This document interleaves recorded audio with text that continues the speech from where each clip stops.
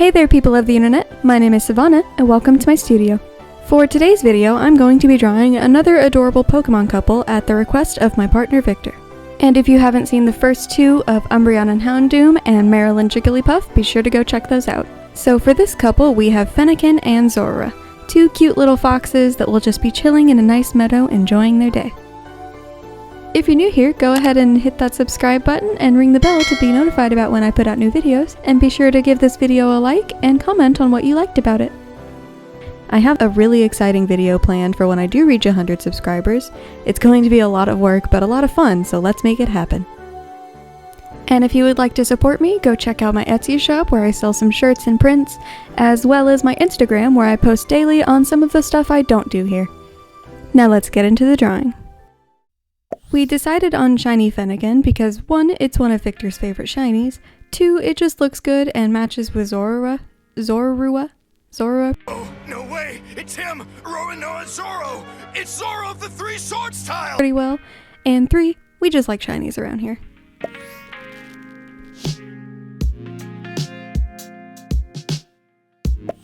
The sketch for these two is actually pretty quick and easy, and I knew I wanted to put my own spin on their designs and make them look a little bit more like realistic foxes. I really like my in-between style of cartoony realism. I also just love how floofy they both look.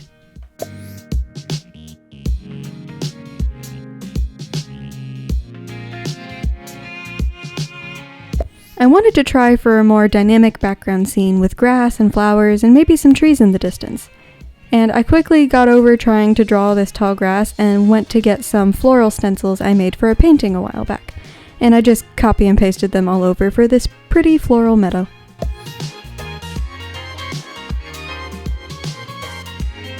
So this doesn't really matter too much right now, but when I was recording, I accidentally closed out without saving, and all of the layers and the whole file was just gone. This happened because I'm a dingus and pressed the wrong command key, and whenever a box showed up that said, "Would you like to save before closing?" I for some reason said no, and then I had to retrieve my sketch via a screenshot of this recording. So, moral of the story, always save and read boxes that pop up on your devices. Luckily I was recording, or I would have lost this sketch forever and would have been really sad.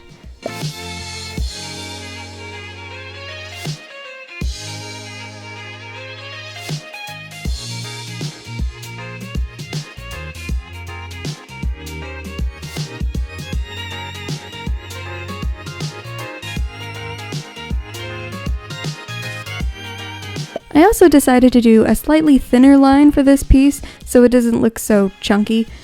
I started doing this on another piece that will come out in a few weeks, and I just really like how it looked, and so I think I want to continue with the 10-point instead of 15-point brush for my line work from now on.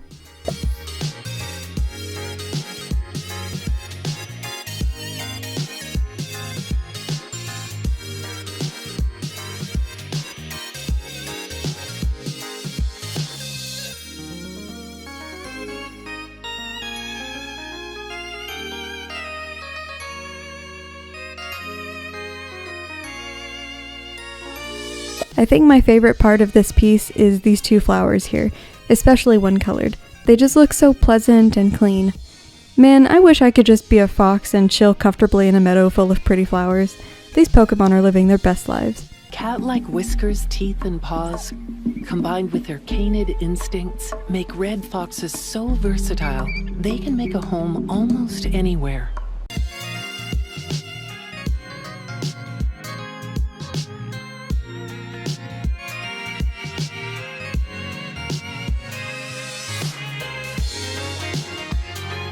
What I really like about these thinner lines is just how quick and flowy I can be, like with the grass, and it doesn't have to look too thick or out of place. It's just nice, smooth, thin lines that don't even have to connect if I don't want them to. I've been trying a few different styles lately, both with line work and without, and I definitely really like this kind of loose line art.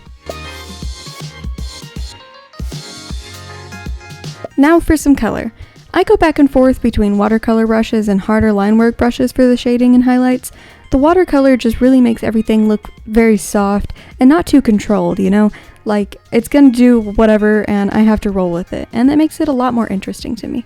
But of course, I'm still going to flatten the colors for Fennekin and Zorua before shading and highlights come. I also just think this piece would make a really nice coloring page.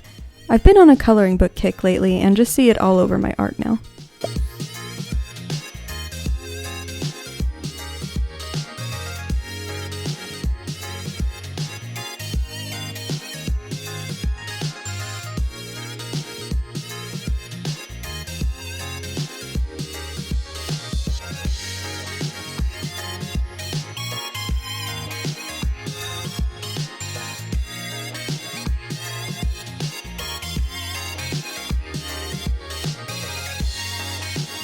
Having such thin lines does make coloring a tiny bit more difficult if I'm not using the magic wand tool, because I have to make sure the color doesn't bleed outside of the lines. I still do my normal cleanup step, and it just might take me a bit more zooming in to get it all perfect, because I'm a perfectionist.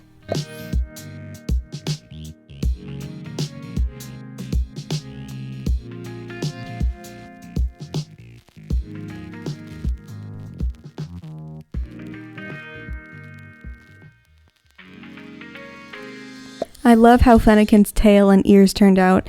They look like they're made of fire, or there's just so much glistening fur that it glows like fire in the sunlight. I love using watercolor brushes for Pokémon. It just looks so nice to me, and it kind of gives the illusion of layered fur.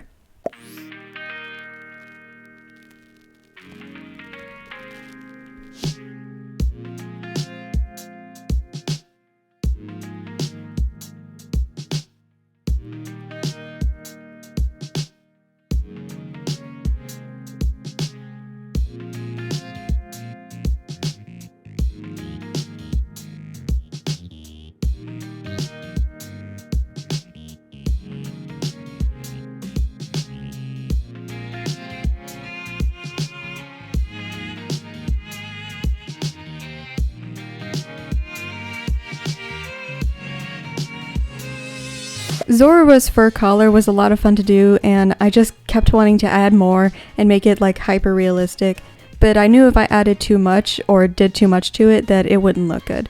I had to learn that with traditional painting, at least for my skill level. Sometimes less is better and it won't look so muddy.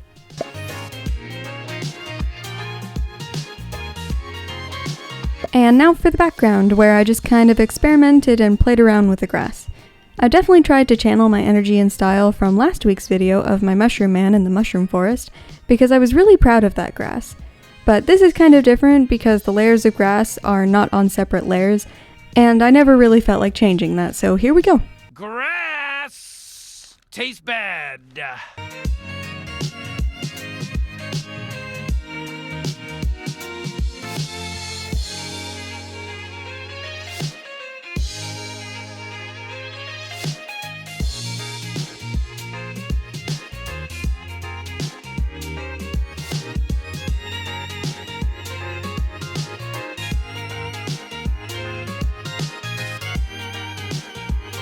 I decided to take advantage of these tree shapes in Photoshop because I am not good at drawing trees, and didn't really want them to be detailed since they're in the background, so I just filled them in with some greens and kept them in the shadows.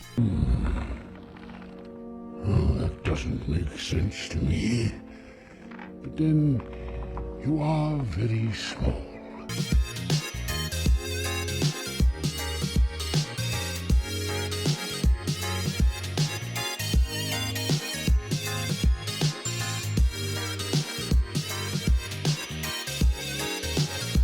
The flowers were fun, but I had been doing this piece all day at this point and was getting really tired and kind of just wanted it to be done. I still did my best, but took some shortcuts and didn't have the cleanest coloring on these two taller things. I guess they're weeds.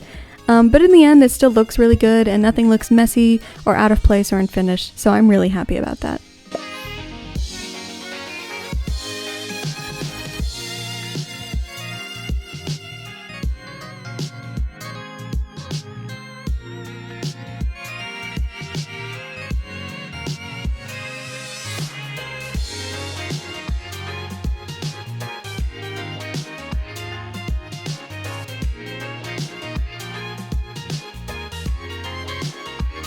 Now onto my favorite flowers. The The pastel blue and purple just look so good against the dark green, and it kind of reminds me of Easter. I knew I didn't want all of the flowers to be pink because that's just boring, so some yellows and blues worked out really nicely.